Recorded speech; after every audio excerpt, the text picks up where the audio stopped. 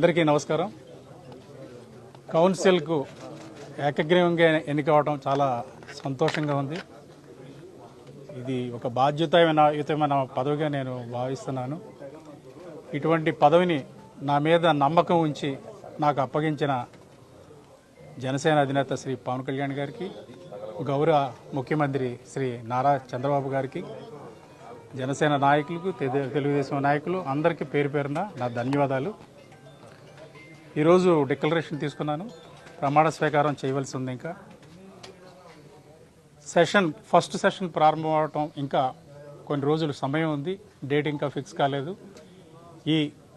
ఈ సమయం కౌన్సిల్ గురించి మరింత లోతుగా అధ్యయనం చేయడానికి నాకు ఉపయోగపడుతుందని భావిస్తున్నాను.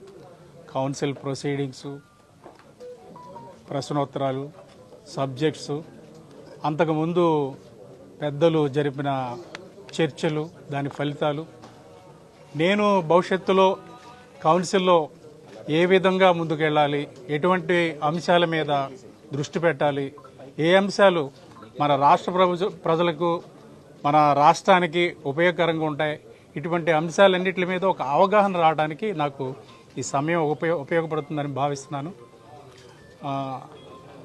నాదైన కృషిని ఈ రాష్ట్ర అభివృద్ధి కోసం, ఈ రాష్ట్ర ప్రజల సంక్షేమం కోసం తప్పకుండా శక్తివంచన లేని కృషి జరుపుతున్నానని మీడియా ముఖంగా నేను అందరికీ సవివీనంగా మనవి చేస్తున్నాను. ధన్యవాదాలు.